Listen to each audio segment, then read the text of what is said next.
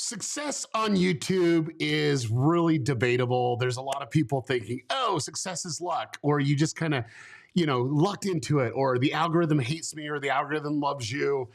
And really, at the end of the day, there's some core things that you need to understand, and it's all about the viewer. Now, one of my favorite things about YouTube is you can literally create content in any niche that you want. And ultimately, all you need to understand is who the audience is and how to bring them value. Now, I'm really excited for today's live stream because I'm actually talking to one of the most impressive people I've ever met on the internet. And I met him through a consultation a few years ago. And I was really surprised of how smart he was, how engaged he was, but actually he knew how to really understand who the viewer is and bring them value. And he's been doing it since he was 12 years old. He actually started on ifunny.com, and he was actually one of the top content creators on that website. And it led to other things that he's actually going into, to go on Vine, got millions of followers on that, and then ultimately came over to YouTube, and he has 6.8 million subscribers on one channel, and almost 4 billion video views. And another channel that he just started with the POV, it's almost at 1 million subscribers. And then ultimately it goes even deeper. If you go on TikTok, he has another 6.4 million. This is someone that you want to listen to, and we're going to have a great conversation about it. And ultimately, I respect him because I think that he knows who his audience is, who he's communicating to. However, he has bigger aspirations, and I think that's what I love about him. And so I want to be able to introduce you to Milad. Milad, how you doing, man? I'm good, man. How are you? Doing good. I am so grateful that you are joining us for this stream. Because I know that you're like in the final stretches of school, because you are still doing school. Yeah, And you super have how grateful many to be finals here. left? You got a couple finals left? Yeah, I have 3, so Yeah, over the yeah. next 2 weeks, we'll be wrapping up. Yeah, wrapping up, ready to go. So really excited to have you. I want to jump on. Could you just give everyone just a little bit of your background? I kind of gave overview of how I thought that you're super impressive, but you want to just kind of give us just a quick little bio of you, and then let's kind of dive right into it. Sure. So I've always had a fascination with like making content online and social media in general. And during the COVID pandemic, I was at my parents' Subway. The store was absolutely dead, and I figured, like I got to do something. Like even if it's just something with my time, I'm gonna Yep. start making some videos. And so I started making TikTok videos. They did really well. And so I moved over to YouTube, where I was able to really like garner an audience and yeah, really love making content. Now I get to do it full time. So Yeah, and so anyway, when I remember this very vividly. I get this this little form coming in. Oh, this person wants to do a consult. I'm like looking through it, and I click on. I like to click on the videos that you're proud of, and it was like, wait. He has a POV of making Subway sandwiches. Like I was like literally pulled in, and then actually it was a really funny one. I'm like, oh my gosh, he gets it. Like I watched it. I really remember it. It was about an angry Karen, thing, whatever. And I went in. I'm like, okay, this kid actually understands meme and meme culture. I didn't even go through a lot of the survey stuff, and I just kind of got into a loop, and I was laughing a lot. I was just like, oh my gosh, this kid is so good. And I was like, okay, I can't wait for the call. And then you jumped on, and we had the conversation. And I very vividly remember, asking, okay, do you know who your audience is? And you're like one of the first person that actually defined who your audience was. And you're like, oh yeah, this is where they're at. This is what they're doing. This is how I'm communicating. This is what I'm bringing value. And I was like super impressed with that. And then you're like, but I want more. I literally love this, but this is not what I want to do with my life. I'm doing it now, just to get me through whatever. And I don't even think you were in school at that time. I don't know if you pushed pause on that or what. I can't remember if that was the case. But anyways, I was really, really impressed with that. And then come to find out that when you started YouTube, you went on, you understood content, and you understood video and the audience. And you did something that most people try to do on the history of YouTube, and you did it in 28 days.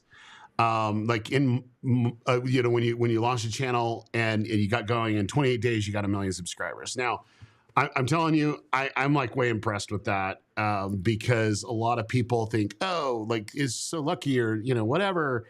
But you did one thing that I really believe is valuable, and it's something that I teach in my book, and it's something I teach with my students. It's like when you really understand who the viewer is, and you know what value that they'll find in your video content, and you speak to them, and it hits them to the core, where they have to share it naturally. That's where virality comes from, and they're able to share. Could you talk about that? I want people to kind of hear it from you of, hey, when you came on and then within 28 days you had 1 million subscribers, and what was kind of the thought process, and what was some of the research that you did beforehand. I'd really love to break that down. Yeah. So it's funny. Like, I feel like something in my life that I always kind of heard, but never really fully grasped until like that month was that like you could always connect the dots looking back. You can never connect them looking forward. And so, like, over the years, I gained these skills in like video editing, or like I really understood how important like comments are, but it never like came to fruition until that month period. So I would say one of the biggest things during that period that I think really helped was looking at what people were saying in the comments, really trying to like understand their perspective.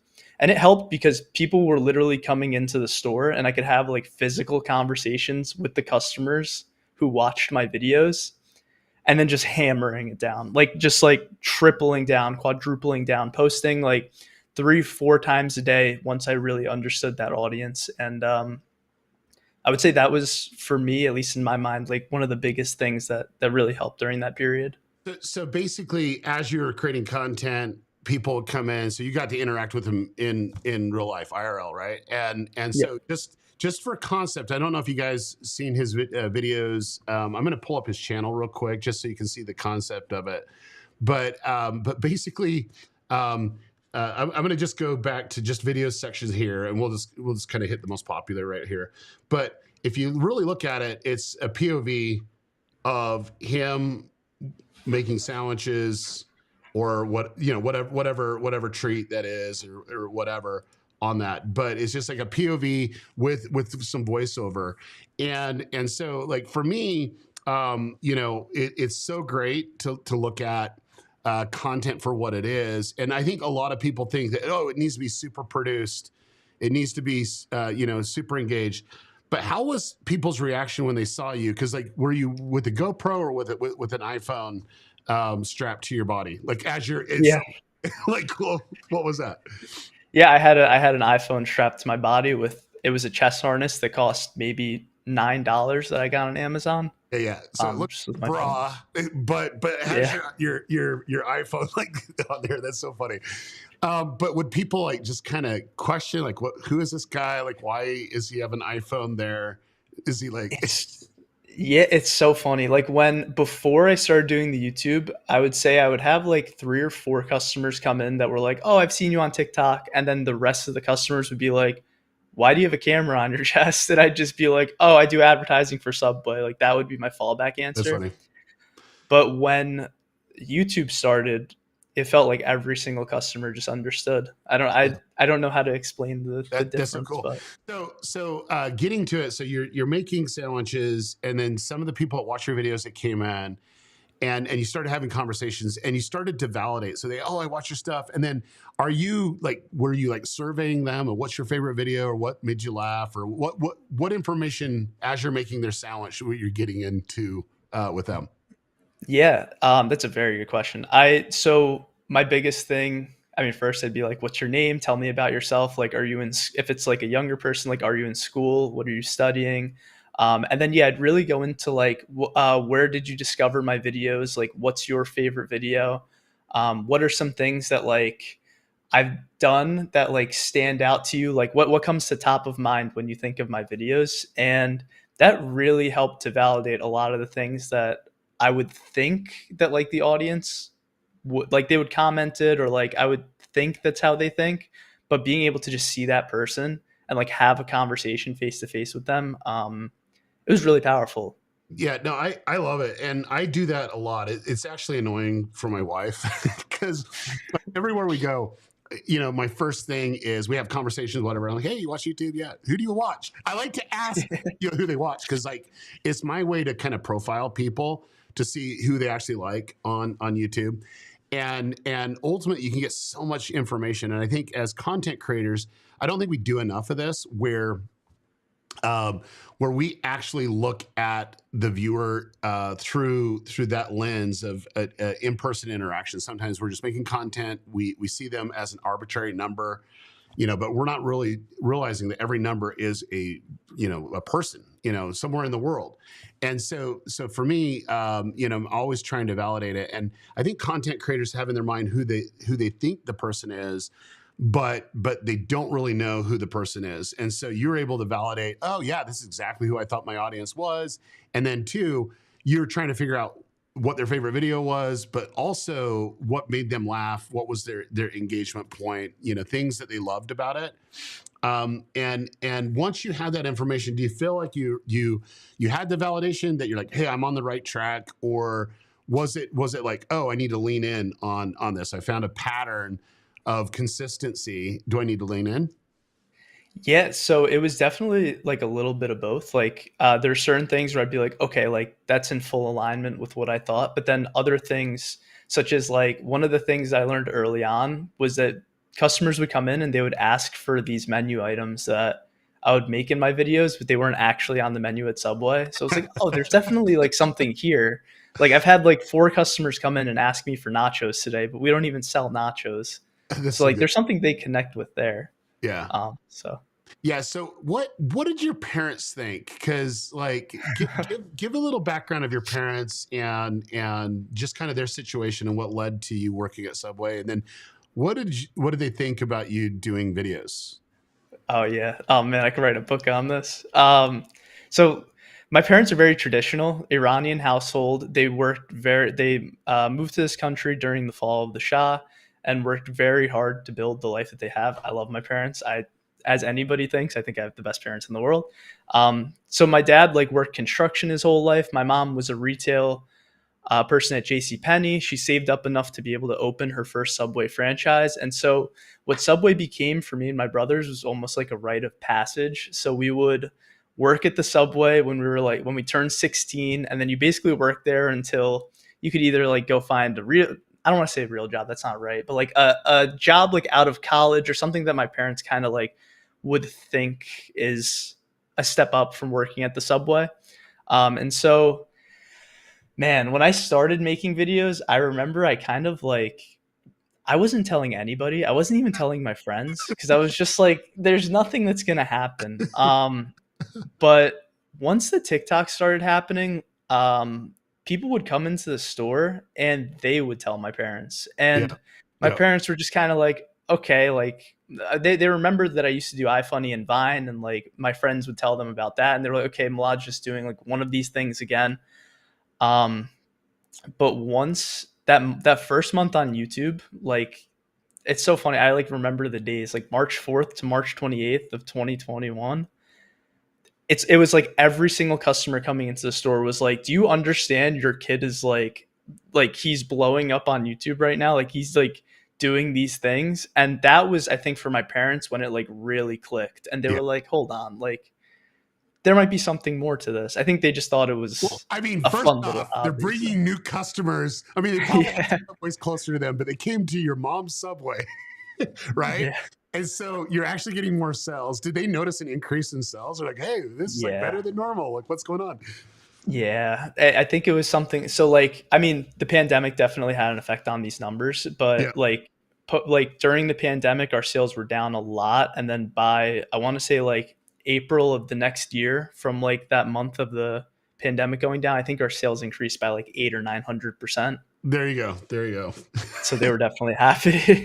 I bet they were like my Yeah. favorite thing is when we were talking prior, it was like there's like probably 50 subways before your subway, and they're going past 50 subways to come to your subway. and yet they'll order something random on the menu that it's not on the menu, right? It's like, hey, I Yeah. saw it in the video. I'm going to do this. I'm going to do this in real life. So, and it probably costs them a lot more because of the travel and all this other stuff, but I just love it. And so mom and dad, they started to see it, and yet, you started to get more fame and more people coming in. Tell me, as you started to see exactly who your viewer is, what they found valuable, because you got to interact with them a lot. How did you lean into your content from there? Because I know you had a few that really popped off after that. Videos that really popped off, like, because I think you got some validation from that, and then what you're able to do to kind of lean in. What were those ideas? What was the connection for that viewer? It's so funny. Like I feel like from day one of TikTok, the viewer has been top of mind, at least from the first time I saw like real growth. So on my TikTok, I was posting like these random sketches at Subway. Like they weren't like doing crazy or anything. Like they were just fun. They would get a couple thousand views. But I saw a comment that was like, "Let me get an Italian BMT with lettuce, tomato, onions, yeah, like their sandwich order." I was like, "This is hilarious! Like I have to make this video, like Yeah, making this guy's sandwich and trying it." And that video ended up getting like a million views overnight, and then like tens of thousands of comments coming in telling me like their sandwich orders. And so like I was like, oh, like these, like they love this. They like, for some reason they like me making their sandwich and trying it. So I leaned into that, did that for a couple months, and then I started noticing more comments where people were asking me about like things from the store. Like, have you ever had a customer that came in that didn't know what they wanted? Or like, have you had a Karen come in? And I was like, oh, this is funny too. Like, yeah, I have so many of these stories. And so I went a layer deeper and leaned into that. And then tens of thousands of more comments were coming in for those kinds of like stories or those kinds of engagements. yeah, I really try my best to tune into like, because you're going to have your audience, like they're going to be commenting so many different random things, but there's definitely gold in those comments, especially when you can understand like why somebody's commenting what they are. yeah. um, So I want to lean into this because, like, here you are as an employee. Yeah, your mom owns the franchise, so that you're able, to do things maybe other employees are not able to do, right? So you're getting content, and then viewers are coming in doing specific custom orders.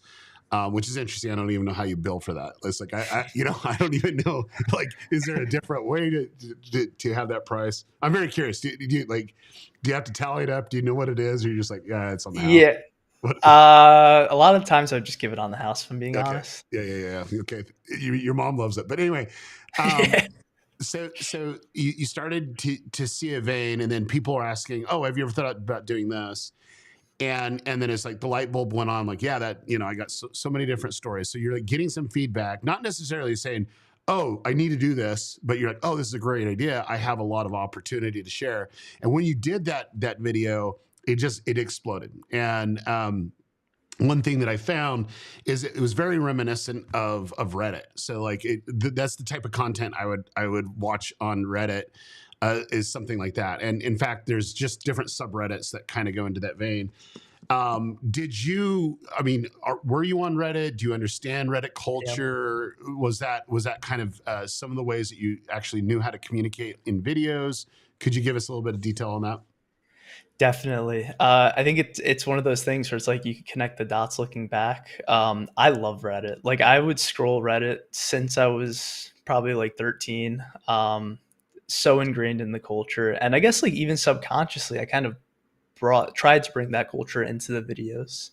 Yeah, Um, because that whole thing is like the entitled parents, entitled Karens. That I mean, the whole subreddits, and it's like some of the funniest stories in the history of all mankind. When you really go through, you're like, this cannot be real. Like it can't be yeah, real, but it is. yeah, And so you're getting all that other story, but I think it's hitting a genre that's out there, so your type of content that's out there, and you're like, oh no, I got some stories, I got some crazy stories too, and then you're able to lean into it, and then two, that is like finding a new audience for you that didn't even know that you existed, right? Because you're like, oh, now doing this type of content, and it pulls them into what your content really is, and it's something that they came in for one maybe pillar of your content, the weird stories or Karens or whatever, and then they stayed for the rest. They were able to binge for the rest.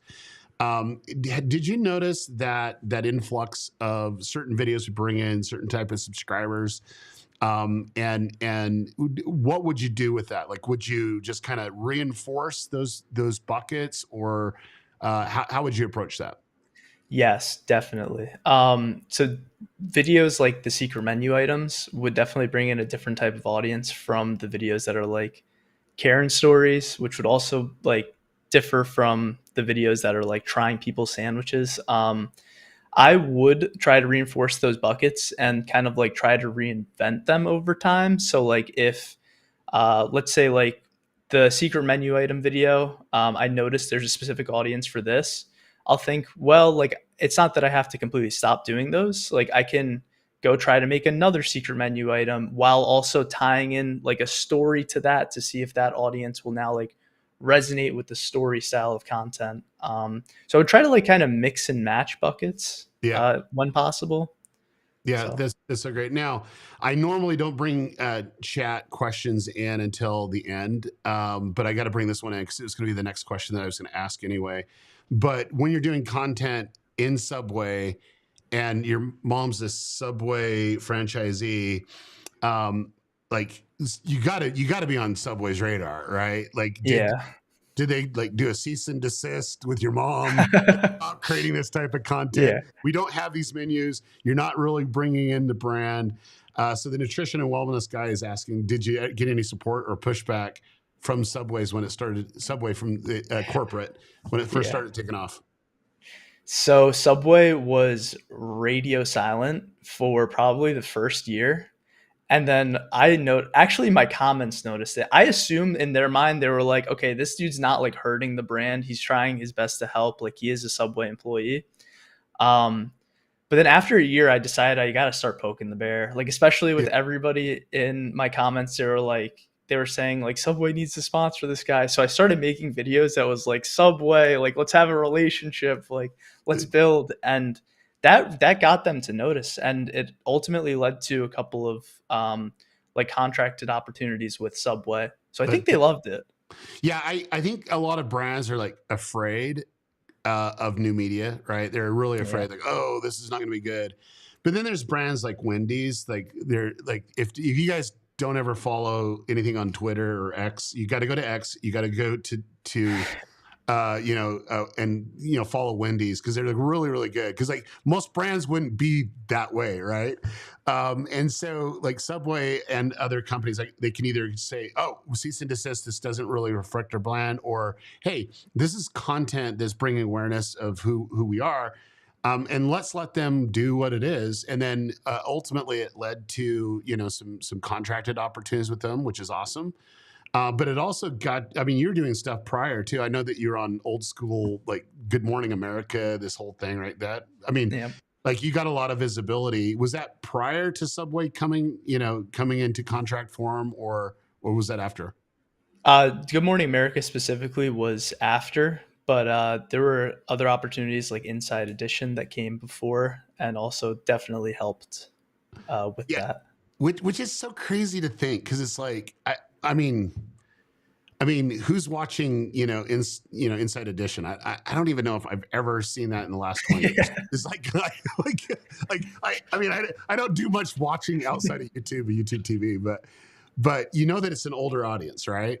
And yet Yeah. you're coming on and they're very fascinated. Wait, the kid just records him making sandwiches, and that's the story. But as this all was coming together, you had a lot of momentum and there's a lot of things going on. How what was kind of going through your mind? Is you're like, okay, this is my path. I'm going to be a content creator making Subway sandwiches the rest of my life, or what was kind of your thought process, and what were you using YouTube for? Yeah. I would say it was for a long time. I was very much like, I can't even think. I just have to like do and think later. And then kind of like once the dust started to settle, I did get into those like deeper questions of like, okay, well, like, what is it that I really want to do? What do I like? What sparks me? And that's tough. I feel like everybody kind of goes through that, but I ultimately like figured out that I don't have to wrap my entire life around content. Like I can, there is such thing as balance. I mean, it can be hard if you want Yeah. to be successful. But I think it's a struggle that I'm still kind of going through. But I just try my best to learn about different things that really interest me, and like, and a lot of people, I think they'll find like some new interest and they'll think, oh, this is a distraction. Like I can't, like I got to push it to the side while I do like my real work. But in my mind, I'm kind of like, well, let me like try this distraction. Let me go down this path for a little bit. It doesn't mean I have to like completely stop doing this other thing. Yeah.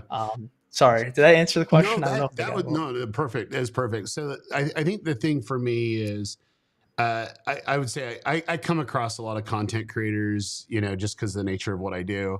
And a lot of them have all this passion and they're like, why would you throw this away? Like you built something. Why would you walk away from something like this? Or why would you even consider doing that? And then others that are like, you know, no, I've done it. This is kind of a stepping stone to do something else. And they're like, oh man, if I did it, this is the only thing I do. And I know there's other content creators like once they hit it, you know, they're really in the heyday of being a content creator. But you know, for me, whenever I do a consult, I always ask, okay, what are you passionate about? And where do you see yourself? You know, what's that finish line? Where do you want to go? And when we had the conversation, like making videos was not even in the top part of the list. You're like hey, you're like, I really like programming.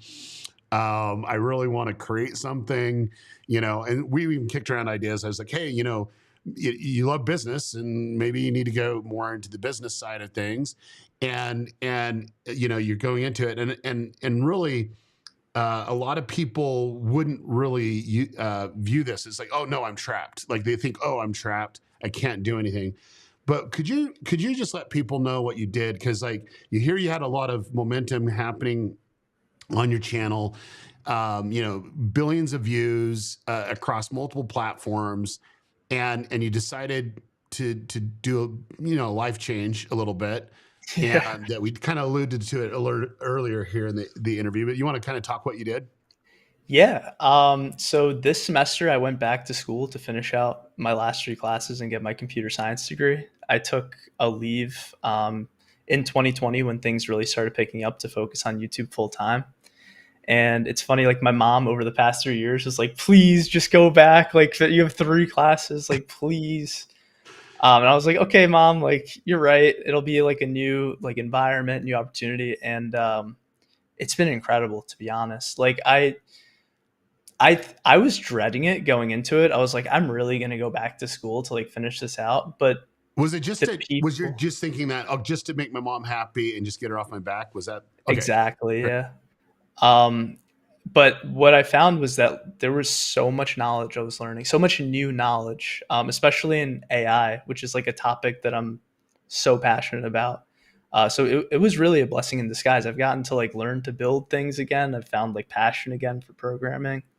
Yeah, Um, no, I love it. And then two, there's a lot of people that, you know, go to school and they're like, oh, this is what I want to do, and you know, whatever. But yet you put it on pause. There's some life events, whatever, happening, and then you blew up, had a lot of fame, you had a lot of, you know, stuff going on, and then, you know, regardless of what it was, you went back to go finish up, and you have two finals left or whatever that is. yeah, But you actually found some passion, and it's something you've always been good at anyway, you know, programming and stuff like that. But you realize, oh, there's so many different technologies out there that is transforming the world right now. And then guys, I just want to be clear. So there's a lot of people that don't put their money where their mouth is, and they say, "Oh, we're going to do this." But Milad's different. Milad, uh, he, he thank you. he he he's one taking class, making YouTube videos, doing this all, going full time, just kind of cramming it all in. And then his girlfriend had a request. Well, didn't have a request, had a problem. And he's like, I can fix that. Do you want to just kind of tell them what? Because like, I think this is a really cool thing. Yeah. So my girlfriend was complaining to me. We were just like at my apartment, just like hanging out, and she had like a notebook, and it was like chicken scratch. And I was like, "What is that? Like, why? What are you doing right now?" And she was like, "Oh, these are like all the people that have missed." So to give a little context, she works as a program director at like an organization for like childcares. Yeah, yeah. And so she has staff. And so she's like, these are all the people that have missed work. And it was like for the day, there were like 13 names just like written out in chicken scratch on the paper. And I'm like, this is how you track it? Like I was like, let me build something for you. So I made like an attendance app literally just for her. Yeah, And she yeah, uses there it it is. every day now. Um, So this is like the app for one, and you made her an app just so that she don't have to read her own chicken scratch of stuff. yeah. And this is like literally in your spare time as you're going to school full time, trying to cram it all in, and then also making YouTube videos. Like you did that, in that whole aspect, which is super impressive. And this is a question I want to ask because you've been creating content since you're 12, just different forms. So it's like memes, and then it led to, making, TikToks, or I guess it was like Vine first, and then, TikTok, and then YouTube. So you've been making content, multiple different platforms. Where do you see AI from a content creator's perspective? Where is that going, and what gets you excited about it? Mhm. It's such a good question. I think there are two kind of like ways that this is gonna go. I think the one way we're already kind of seeing it, where it's like purely AI produced videos. I think if I'm not mistaken, either last week or last month, the number three most viewed short was a purely AI video. It was just like I don't even know how to explain what the video was. That way I think is going to continue. Like I think people will create animation purely with AI storytelling. The other way, which I think is to me super exciting, is I think these things are going to become like superpowers for creators. I don't think that people are going to stop resonating with people. I think that will never happen. Like I don't imagine people will spend most of their time watching AI video. But what I do think is that people will be able to tell their stories in much more concise, clear, and powerful ways. So like I imagine like a Casey Neistat video where all of a sudden in the middle of the video he now has the power to animate a certain segment because of AI tools, or things like reaching new audiences with language. Like we talked about Ditto Dub earlier, Yeah, yeah. fantastic tool. Um, I That's kind of how I see it. Like I think it's really going to help empower everybody to become a creator, which I think that's the optimistic and cool outlook. Well, I look at it this way. Like I've seen trends before, and a lot of people think, well, I don't even get what AI is. And they don't see the possibility. But I look at it, it's going to take us into a new world. Like if you really to Yeah. break it down, it's able to do things that normally it would take thousands of years to even consider if one person was doing it or multiple people, Yeah.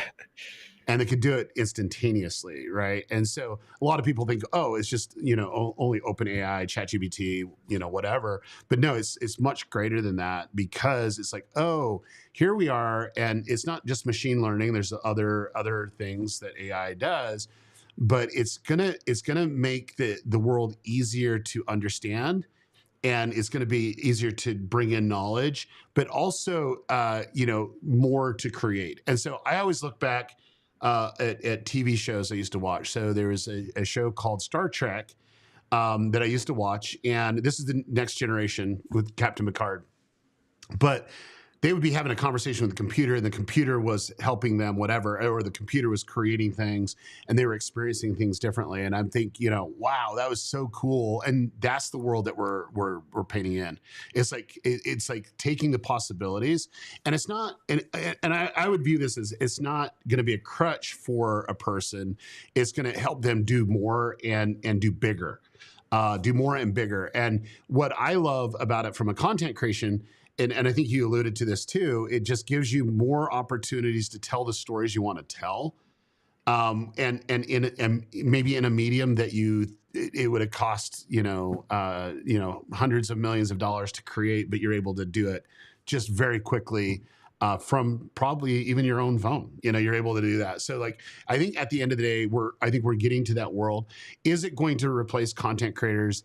I don't believe that will. I think content creators will use these as tools to create better content that connects with people. And then two, maybe AI will help them understand their audience better to make better content based on the data. But at the end of the day, humans do connect with content. It's our storytelling ability. I don't think storytelling is going to be taken out of it completely. But I do believe that the creators that don't start using the tools now will be left behind, because it will be very, very hard to compete with other creators that are using these tools. Would you agree with that, or is that something that you feel like is coming up?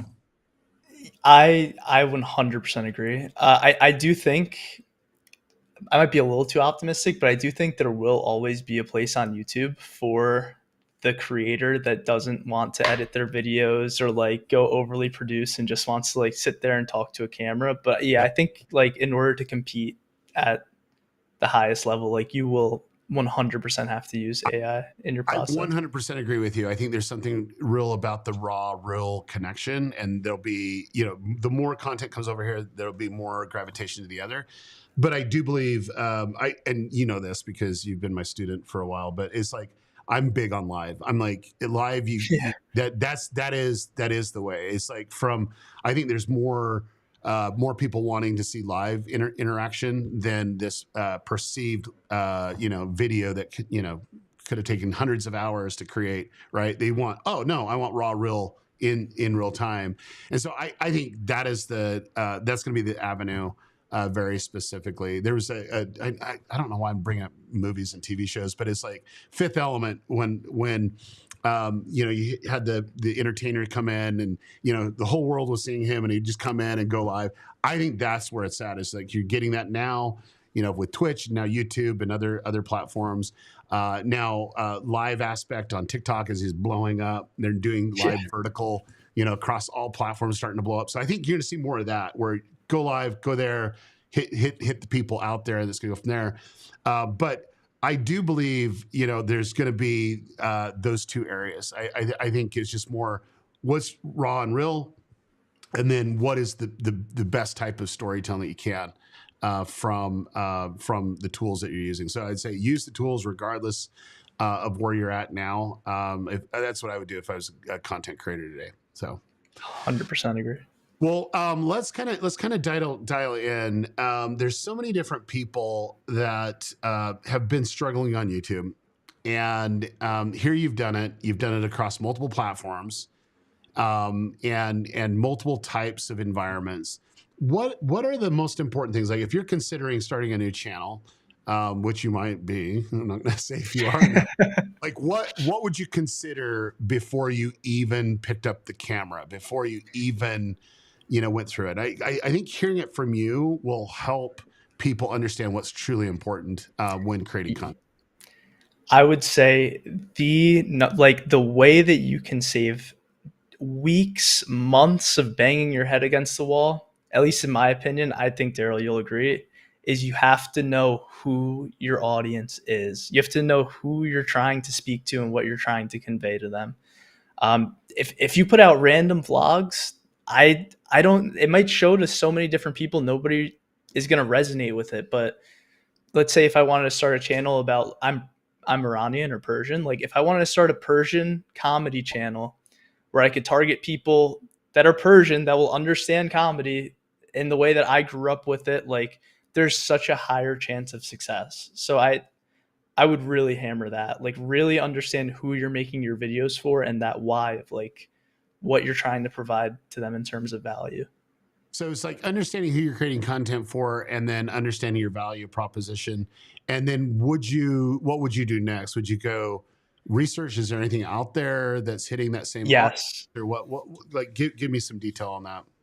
Yeah, so I guess it will vary from like short form to long form. I'll go with short form just because it's easiest for me. Like I will literally then go on to TikTok or YouTube Shorts or the social media of choice, and I want to find some outlier videos, like some videos that I see that have a lot more views or likes than other videos inside of your feed, and thinking like, okay, like how can I apply this to what I want to do? And Daryl, you teach this. Like, it doesn't even have to be something in your niche, but Yep. like you can take elements from it. So, a good one, I think that like keeps blowing up over and over in like different forms is the, excuse me, sir, what do you do for a living? And they'll go up to the car, but then you see people will be like, excuse me, how much do you pay for rent in New York? Or, excuse me, when did you make your first $1 million? There's this guy at the School of Hard Knocks, so good, Yeah, yeah. does that. But finding like these formats and kind of like seeing if you can put your own spin into it for your audience.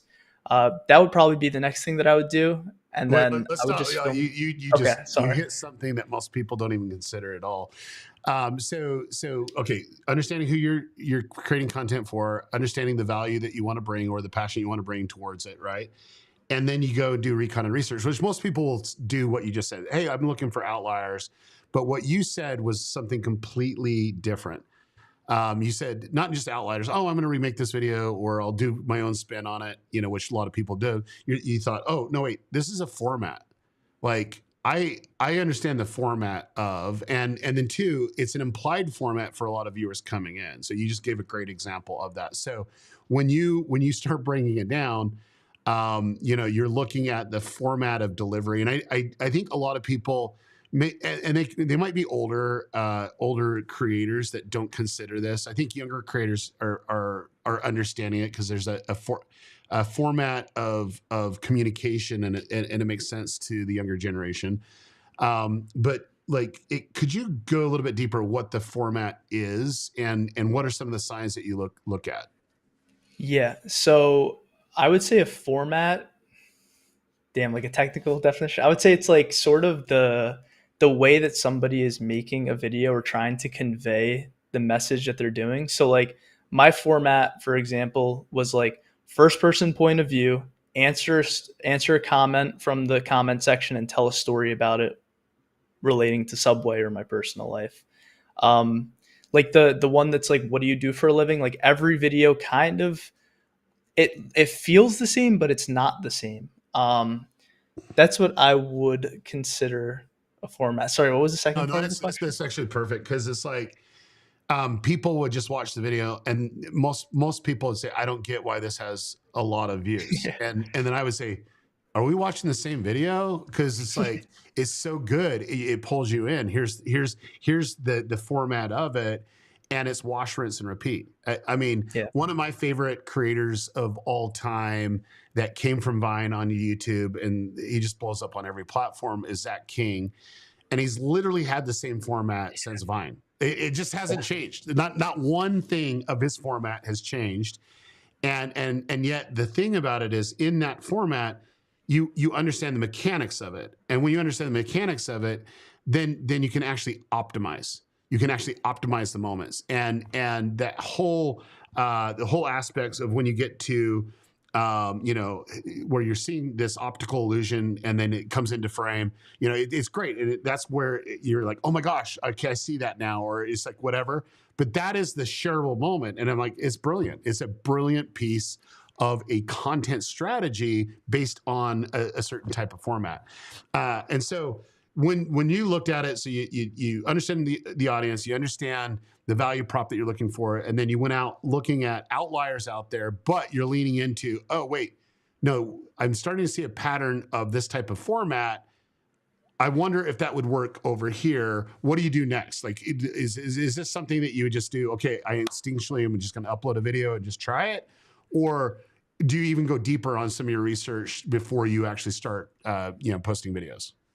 I will usually go a little deeper. So like if let's say that person, well, we'll use the what do you do for a living example. Like if that person has that video, I see it in the feed, I will go to their page and see, okay, like So most of the time, they don't post every single video in that same format. So you can literally see on their page like 10K views, 10K views. When they did that format, 2 million views, 10K views, 10K views. They did that format again, 4 million views. And that's when I'm like, okay, this is like a real winner. Like this is It's banger. like, yeah, you got to go make that video right now.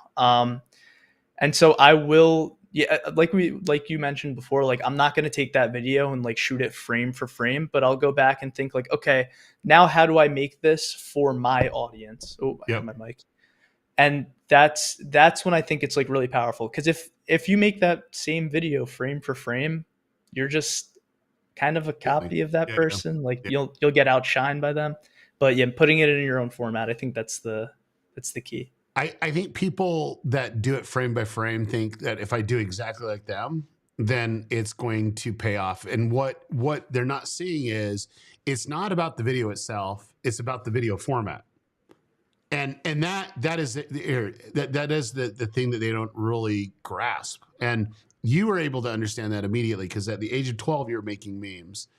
And I am probably the biggest fan of memes of all time. Like I have 5 kids. That's how I communicate with them. They don't get text messages from me unless there's a meme, added to it. It's just there. So we were actually, my son graduated college yesterday, and Congrats. I'm actually on the board of trustees of that university. Who would have known? Who would have thought that happened, right? And he's getting ready to go to law school. And anyway, they make me wear these robes, being on the board of trustees. And I'm like, dude, I look totally like Emperor Palpatine. Like I did. So like I had to do some memes. It happened. And we went through this little meme, conversation because I look like Emperor Palpatine. There we go. But the whole point is like that's a format that is a content format. And if you don't know what the content format is, that's probably the easiest one to understand and easiest to replicate because you're like, oh, I get it. And then two, I want to use this more on your journey.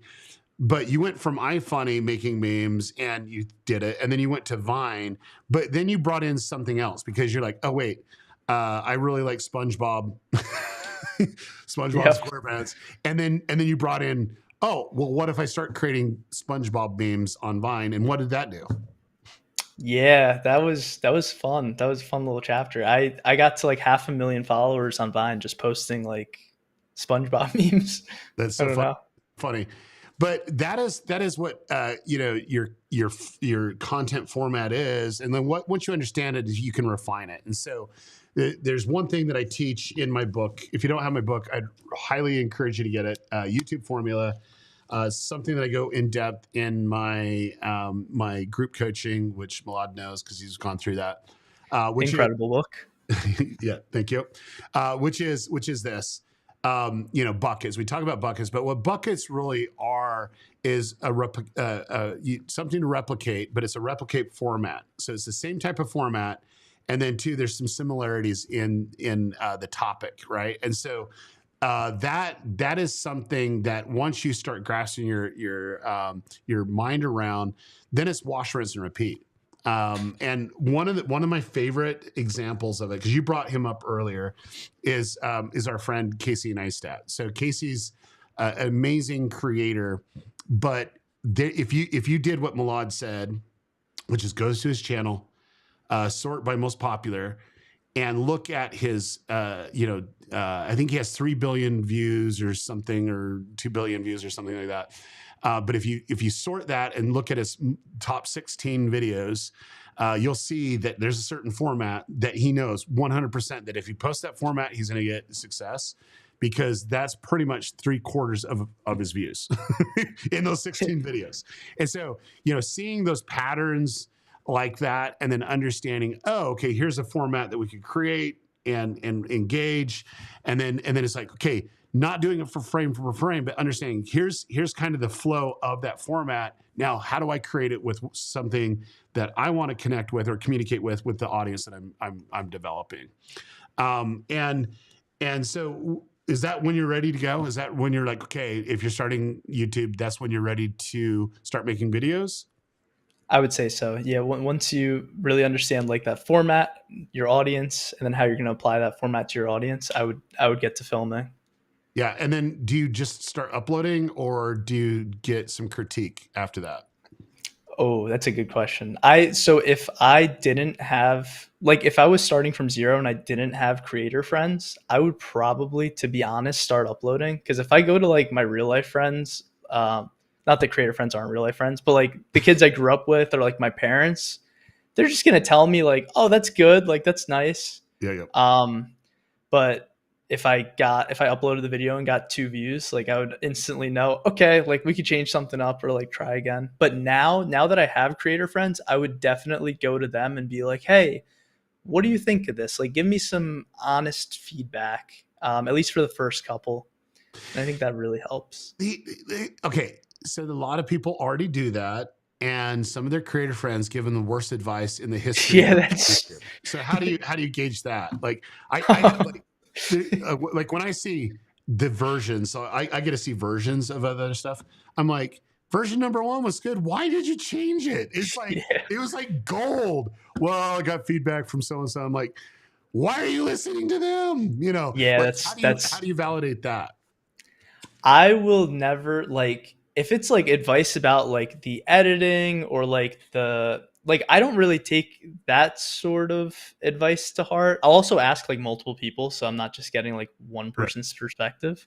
Um but usually I'll look for like how they react to the video. So like immediately when the video is done, like what's the first thing that comes out of their mouth or like what cuz anybody can just like rip apart a video, but if you can tell that like they paid attention and they engaged, that's something that I'm looking for. Or if they ask a question after the video's over, or they want to talk to me about it more, like those are the signals that I'm like, okay, this is a good one. Yeah, so I would recommend that if any of you do this, that you do it this way, which is don't just show one creator and make modifications of one creator. What you want to do is show multiple people, multiple creators, and if you see a pattern that they're saying the same thing, you might want to consider looking at that. That's it. Okay, but you can't 100%. tell them what other people thought about. But hey, by getting them, hey, did you like it? What was engaging? If you were able to change something, what would you change on it? And you've seen me analyze videos a lot. I'm brutal, dude. I'm like literally brutal. Like I have a hard time watching YouTube because I'm analyzing freaking everything that's going on. But the thing for me is simple. Did the title thumbnail validate the hook, and did the hook validate the title thumbnail? Okay, that's the first thing I look at. But more importantly, did it pull me in? Did it actually pull me in? And if it didn't, I'm like, that's where you're weak. And then the next stage would be the setup. Did they set up what their video is going to be about? Because they already hooked me. Now, did they set it up? And then you go through those things. But if it didn't, the next thing is, did anything take me out of the setup to the story? Like, did anything pull me away? Was there something they thought was so valuable for me to have, but it literally pulled me out of the video where I'd like start looking at other content? And so for me, that's really important, and that's what I look at. So today, I'm gonna just I do crazy stuff all the time, guys, but it's like today. I'm actually creating content, and it's been a while since I've created content. When we say new YouTube channel, whatever, I don't know. It's been like 10 months, but I've had an idea for 3 years, and I've gone exactly what you did. I said, okay, I know who the audience is. I understand the value prop. Really familiar with this space. I have a couple gold play buttons, in this space, so I understand the space, right?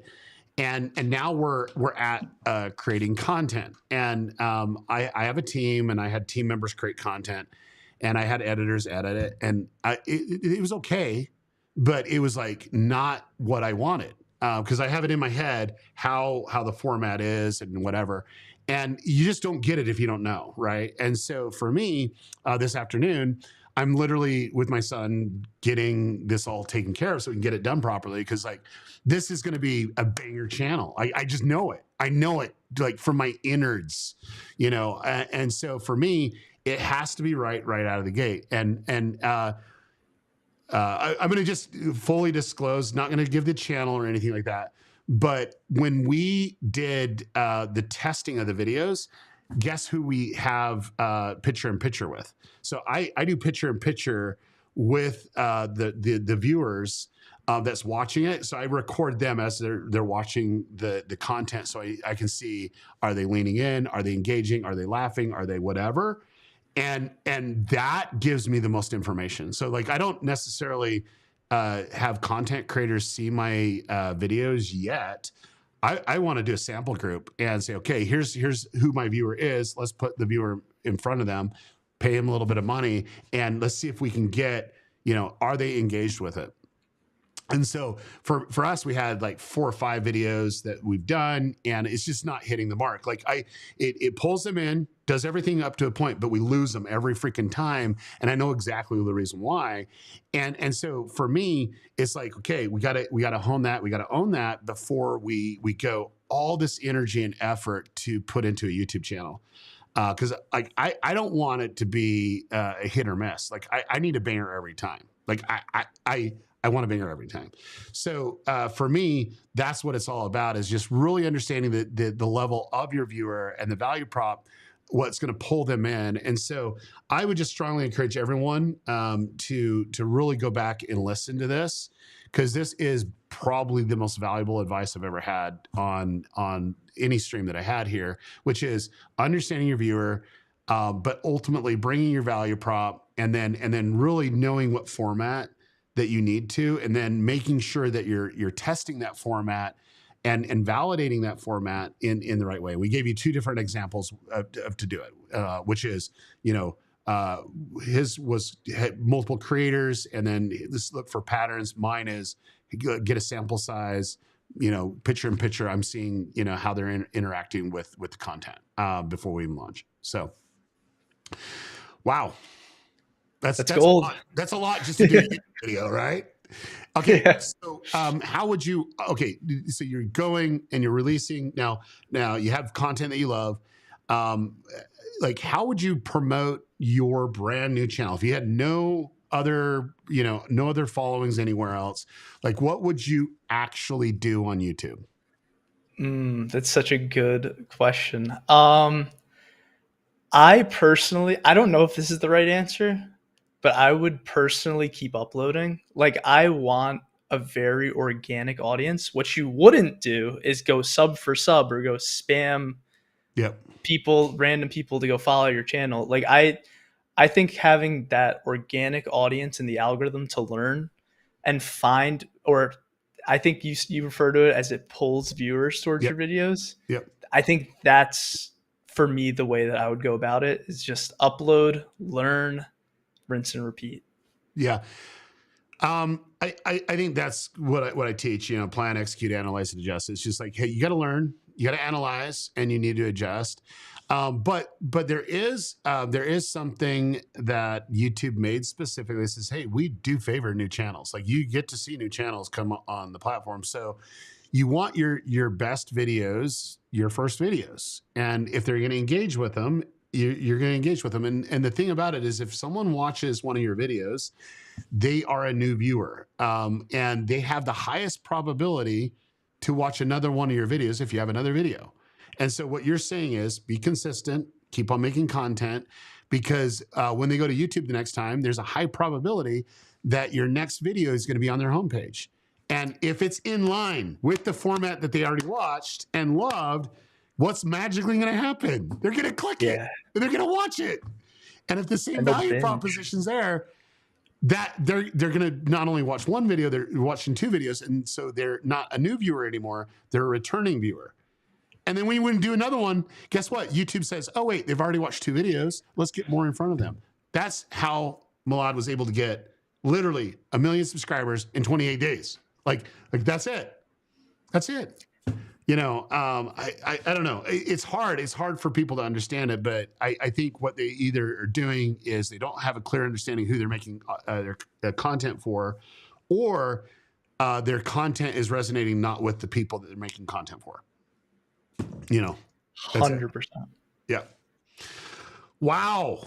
Okay. I want to know from the chat, did you guys feel like this conversation was gold? Put it in the comments. I think this last part of the segment has been one of my favorite segments for sure. Um, what's next for you? Like, I mean, here you're at, you're ready to go. You're just getting ready to take your next two finals, whatever. Are you going to just kind of do what?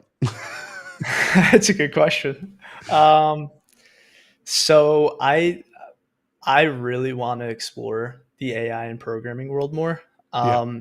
I will also be uploading to my main social medias, like the Milad Mirg brand.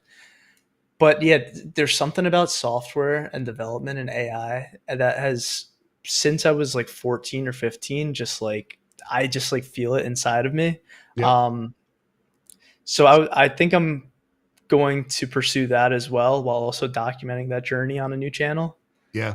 No, Um, I love it. I love it. Let me just give you some advice. I gave you this advice prior, but I want everyone to hear this advice too. A lot of people like to pivot and go down a different direction, and I'm never opposed to that. Like I'm actually pro pivoting, but it's pivoting with a strategy, right? So if your end goal is you want to use AI or AI in programming, whatever, or you're going to create things regardless of it is. You created an app for your girlfriend. I mean, that's just the way that you're doing it, right? So you're going to create something, right?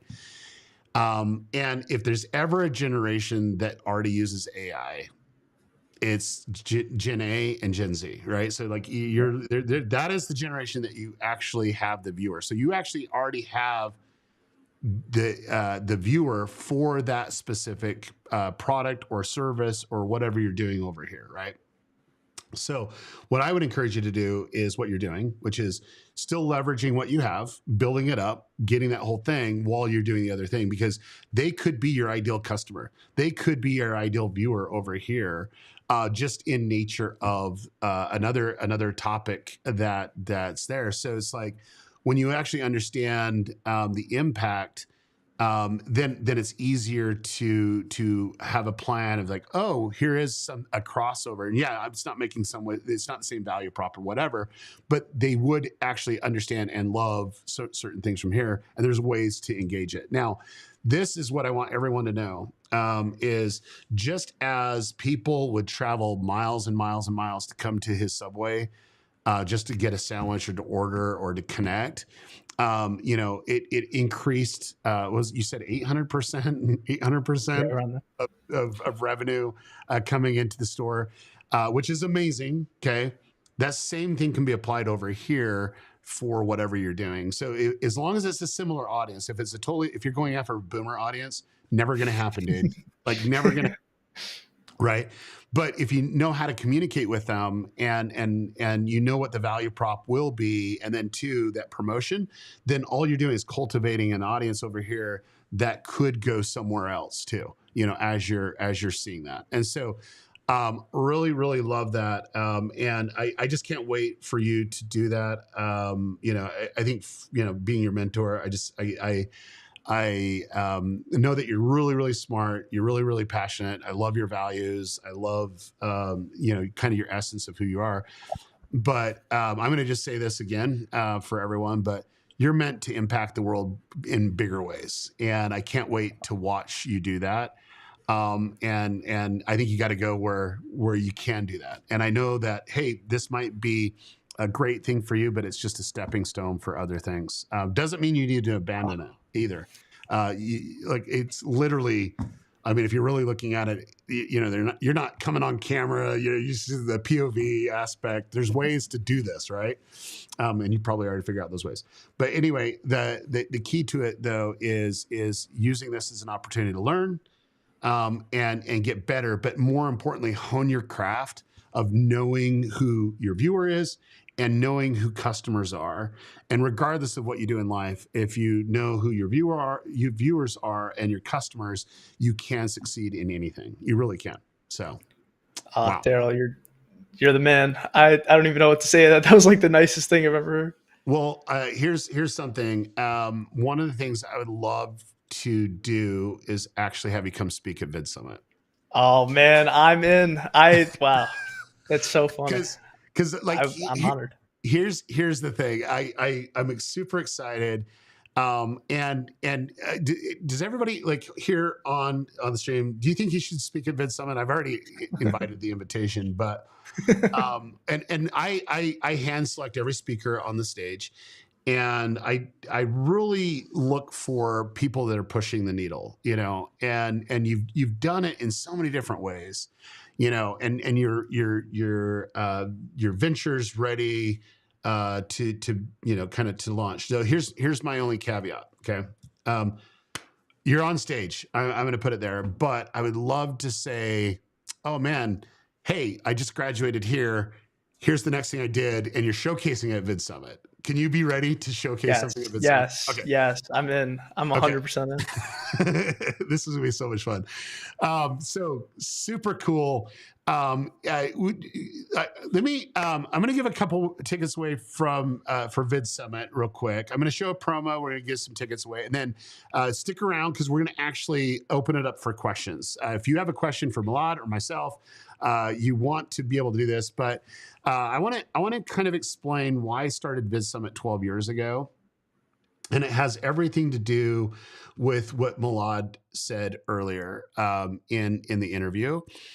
I looked out and looked at every conference out there, and I got to go speak a lot at these conferences, and I never found a conference for me. I like to see the conference that was for creators, and every conference I go is like creators or fans integrated with advertisers, whatever.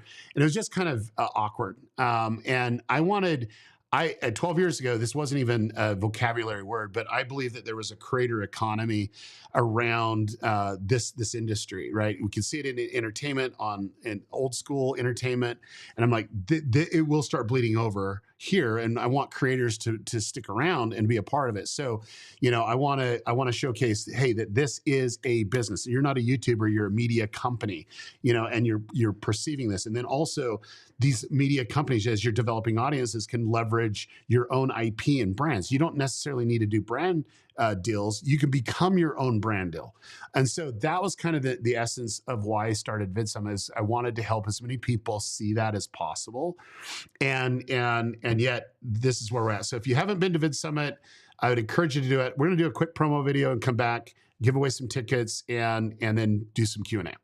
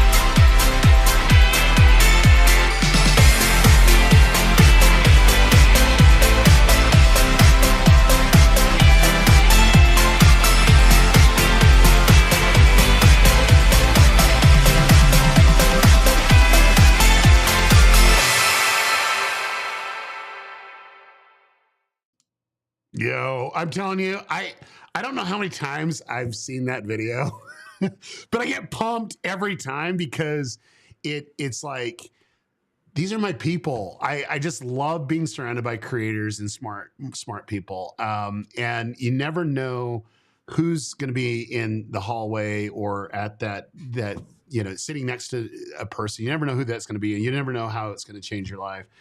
And so for me, I love to see dreams become reality.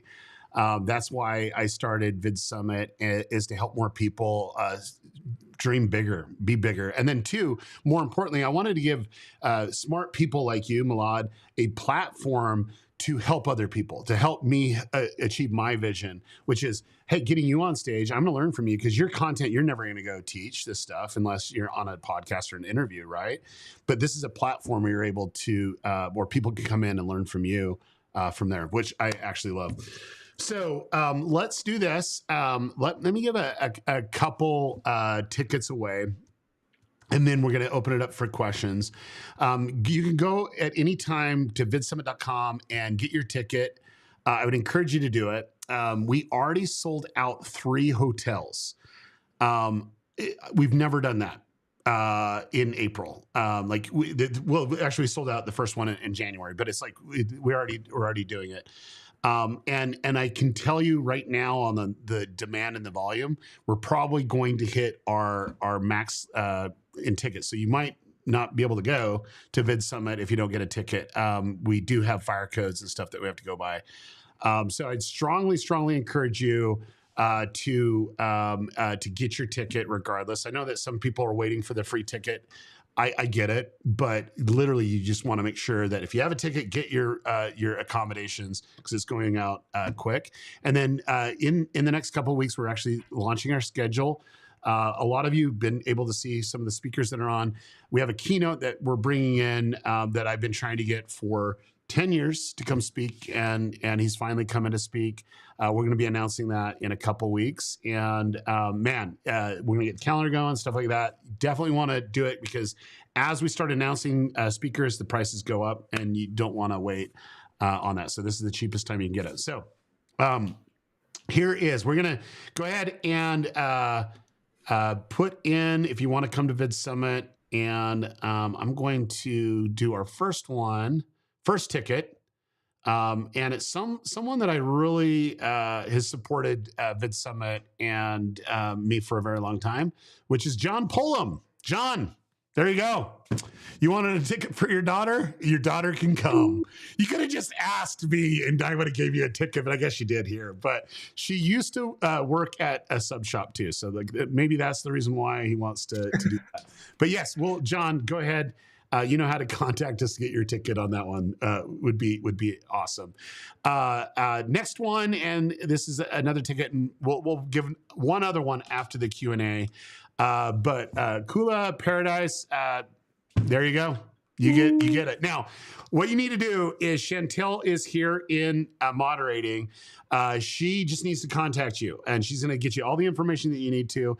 Hopefully you have your email address in your about page on YouTube. If not, just coordinate with her and you can come to VidSummit, which we're super excited to have you. And look, she would love to go because she needs a community. There we go.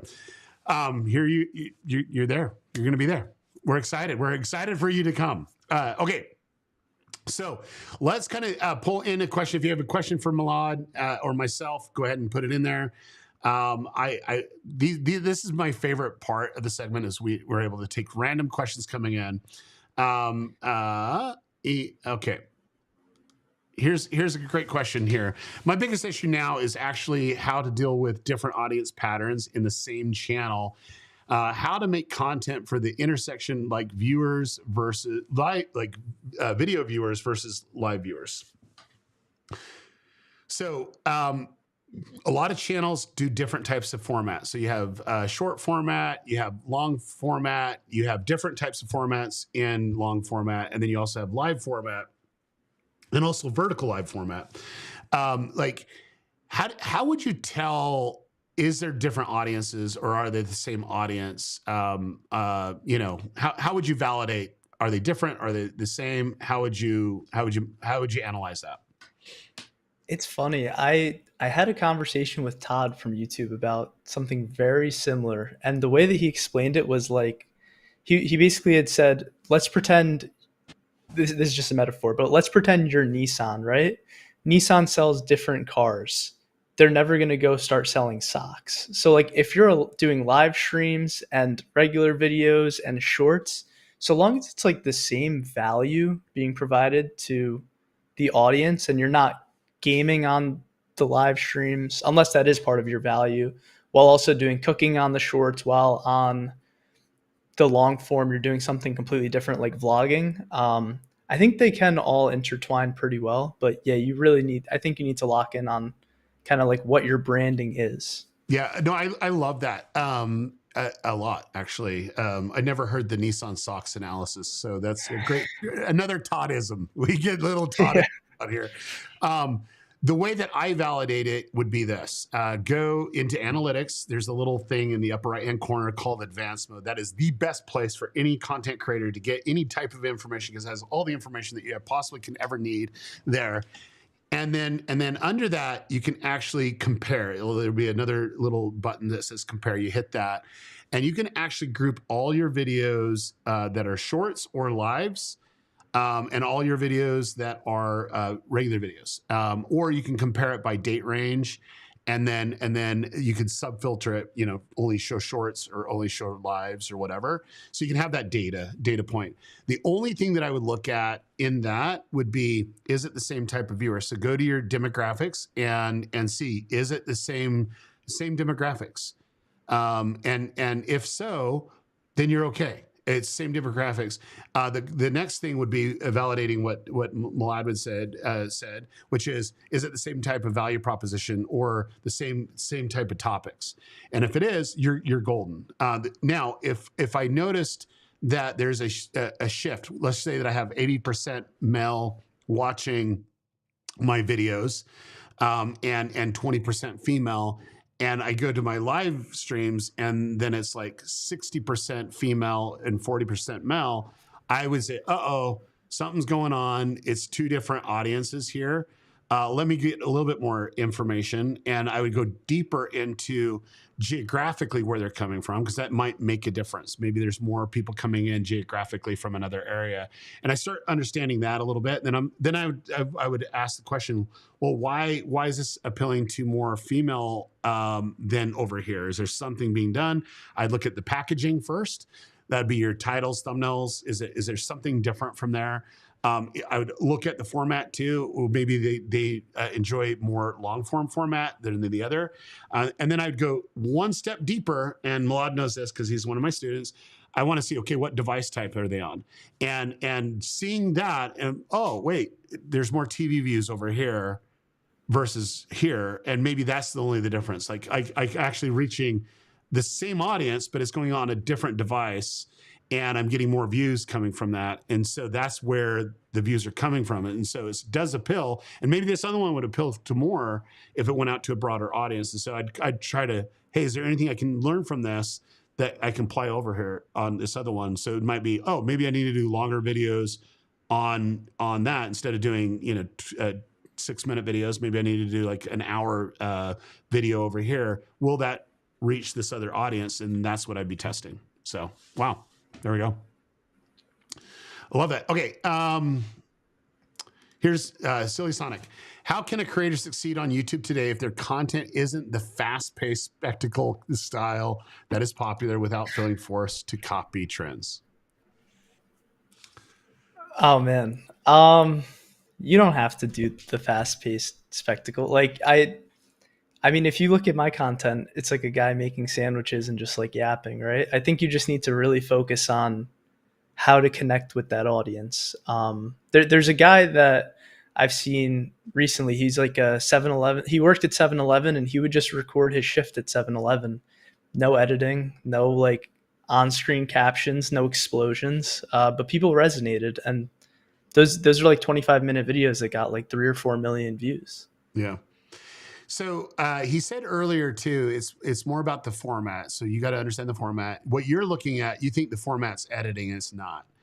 And you got to understand When I look at it, editing's a part of the process, but the format is more important than the editing, and the format will lead to the type of edit that you're doing. So you're probably looking at fast-paced channels and creators that you're inspired by, and you're thinking, oh, I need to do that. Now, here's the best example. So 2 years ago, I asked two creators to come speak at VidSummit. One was still in high school, and the other one just barely graduated high school. And they were able to get over combined, 6 million subscribers in less than a year. And they were in a super saturated niche, which is Minecraft videos. But their content was about 30-minute videos that were not fast. There's complete opposite of everything else that was out there. And it was 30-minute to 40-minute videos of them just role playing in Minecraft. No hard edit. Like, it was like the most simple. Like, my neighbor probably could have edited the videos. It's just like, you just cut it, upload it, ready to go. Maybe a little bit of sound design, but outside of that was it. And they were able to get billions of views from it. So for me, it's more about the format and then the value prop. And so if you understand the format, then it goes back understanding who watches that format, and then what is your unique value prop. And if you want to check out Nico and Cash on YouTube, that's who I was talking about. So. Okay, let me go ahead and do the next one. Francis is asking, I'm working on YouTube series where every video is a standalone story but shares the same vibe and format. What is the most important things to keep viewers hooked across episodes? In my opinion, I think a great story, I think, will bring a viewer back to watch the next episode no matter what. Maybe there's like some form of like a through line. Like, I know the Marvel universe, they love the through lines where they'll end one episode, but they're different stories. So I guess that's tricky. I don't know, Daryl, do you have any advice on that one? Yeah, so this is something that I preach pretty hard is you're using the word YouTube series. What I'm saying, that's a format. And so I think the word that you're saying for a series, it's a format of a certain type of style. All you're doing is the fill in the blank for that format is the new journey that you're on or the new video that you're on. So I think that you might have been confused on just the wording from it. That's what I'm probably getting from Francis on it. So there's a channel that good friend of mine that was a channel by accident. His son had to do a science project, and they decided to showcase that science project on YouTube just so they could show it. And then it just blew up. And then he's like, hey, I can make money on YouTube. And then, oh, this could pay for his college and all this other stuff. And so if you check out What's Inside, that's the channel. And that is kind of a series of videos, right? So I'm curious to see what's inside this. And so it's a type of format. You know that what you're going to get from that. And so when I look at it, it's a standalone journey, which is we're curious to see what's inside things. And it was a father-son relationship of figuring out what's inside. I think he was like in third grade when it started or whatever. And ultimately that is the format. Okay, you understand the characters or whatever. And the through line would be, oh, people are giving them ideas what to cut into to see what's inside next, right? So that's that whole aspect of the content. What I would say though is don't you're thinking the right way. Keep the same format, keep the same vibe, and if people love it, they're gonna do two things. Number one, they're gonna go watch another video. Number two, if that next video keeps the same format and vibe, but is also unique, which you're doing, you now got them from being a new viewer to a returning viewer, which is massive. And if they comment, oh, you should do this next, or why did I never see this channel? If you're seeing that, then you know that you're golden, because what you're doing is you're delivering on the same value proposition for those viewers, which is great. And if you ever want to look at channels that are not succeeding, Milad said this a little bit earlier, go and look at their most popular video, and if you can see the patterns between it, it's the same probably the same type of format and vibe, and then they do something completely opposite. It's almost like they're bipolar. they're trying to they're not leveraging who they're actually resonating with. Every time people are skipping videos and you don't want them to skip a video. So, all right, man, this is like good stuff. Here, okay, we gotta do this question because I love the channel name, Fat Tested Travel. Okay, there we go, Jason. What is your top tip for encouraging engagement on videos? What actually leads to people's to comment? That's a really good question. So I think there are like these little hacks where you could like tell them like comment your favorite sandwich or something like that. Like I don't think those are as effective though as like when you really let your personality shine through and the things that you love. So like for example, if I'm making a video and like I talk about Star Wars, I know Daryl loves Star Wars, so he's Sure. probably going to be a lot more inclined to comment. Um, on that. And I've noticed that like when I actually talk, like one of my favorite shows is The Sopranos. I watched it a lot growing up. And when I talk about that in a video, I got like 5 times the amount of normal comments just because people are like, no way he watches this. Like, and then they're talking about their favorite characters. So I think that's, there's the way where you can tell them to comment, but then I also think like when you start letting your personality shine through and you're like talking about things that you think your audience, well, that you're obviously interested in, but you also think your audience will resonate with. I've noticed that that drives a lot of comments. Also memes are always great for comments. Memes are always great for comments, for sure. So if you just say, "Hey, put this in the comments," that's not a bad thing. If you're trying to get a survey sample out of someone, say, "Hey, if you like this tip, whatever, put it in the comments." I don't think that's very positive. But if you're like saying, "Hey, this is the best thing that I found. Is there a better product than this one that I actually just did the review of?" Put that in the comments. I want to know, and then they're actively being a part of your content creation. So I'm not opposed to that, but the best way to actually get comments is to actually speak to people. So Milad just gave a very perfect example. He knows I'm a Star Wars fan. He knows that there's May 4th is coming up. He doesn't know that you might know this, but I was just in Japan at the Star Wars celebration because I'm a Star Wars nerd, right? So I I literally did put my not know life on that. hold, went over to Japan, was with 65,000 Star Wars nerds, and we were just like all geeking out over Star Wars stuff, right? And I brought Star Wars stuff back to my house and gave it to my daughter. Like I only gave one thing from Japan to my kids, and it's my daughter because she's the biggest Star Wars fan. Nobody else is a Star Wars fan as big as she is, and so I had to give her something. And so that's a part of me. So guaranteed, if he did something on May 4th or May 2nd, because you want to have it go really viral on May 4th, it's like if it's Star Wars related, it's great. And ultimately that would lead to comments. So what he said is correct. And then it's like, be you, and they're either going to love it and put it in the comments or hate it and put it in the comments. Right. So the more that you can bring your personality and flavor, like Cody said, is there. Also being more strategic. There are people that are super strategic when they want people to comment. And it's not recognizing what's in the room. So like if I brought in something into my frame that I don't recognize, don't validate, don't do anything, and then people are like, what is going on here? Why is that in this? And why is this object moving from each video to video? Whatever. You can do stuff like that, and you'll have comments galore. And then another way to get people to engage is really feel like they're being talked to. So a lot of content creators, the reason why they're not succeeding is they talk at the viewer instead of talk to the viewers. So yeah, there's a lot of great things from there. Okay, man, that was a good question. There's some good questions coming in here.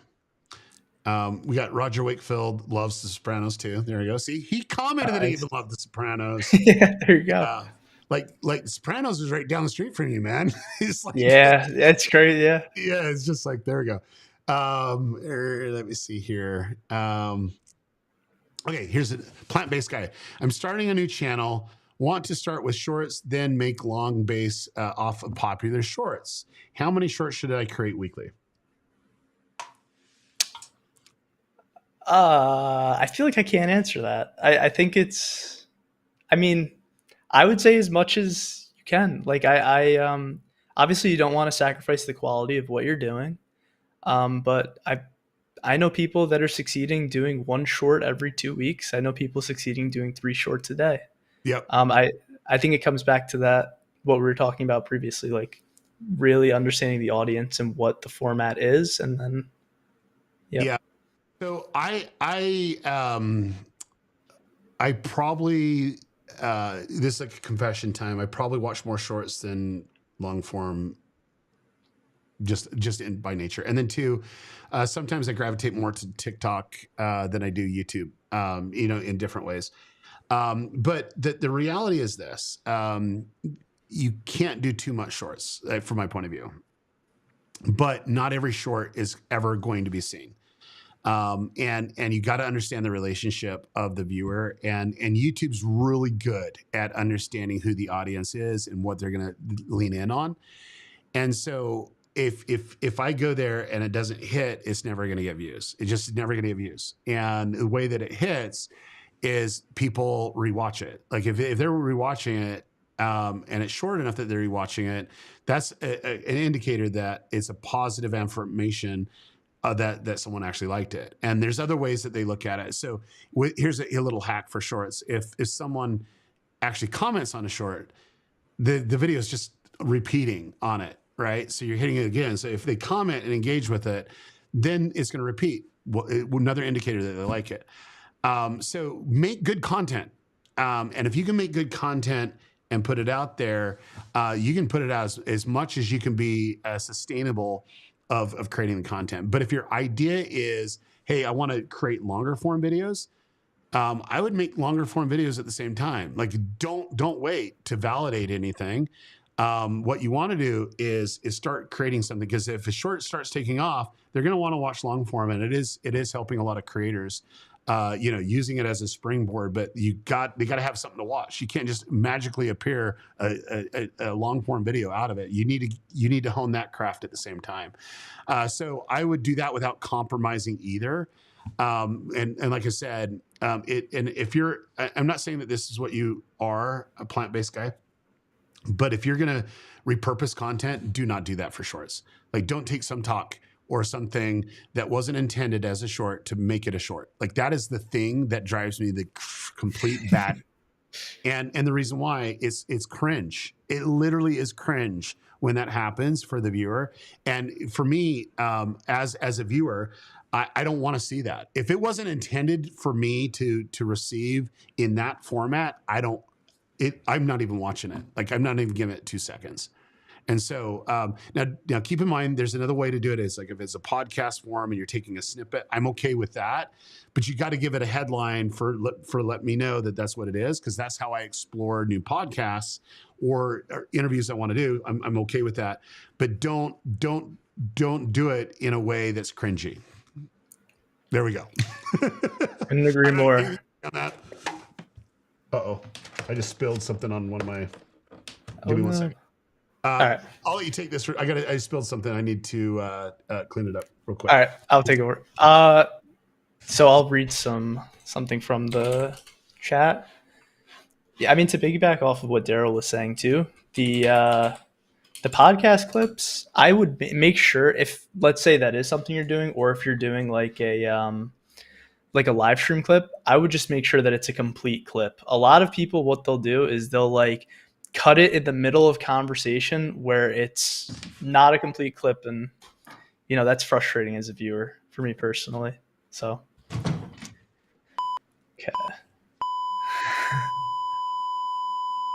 I think we have beeping.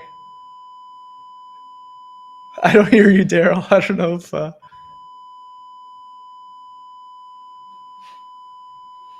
oh no. Is it just on my end? I'm only hearing beeping right now. I'm not hearing your voice. Chat is we lost him? No. Daryl is swearing. I've never seen this. I will take a question while hopefully Daryl's mic. I really hope the mic didn't just break. That would be such a shame. Okay, so Silly Sonic. How do you know when your audience loves you versus just loving your content? I would say, while Daryl's fixing his mic, let me text Daryl. Um,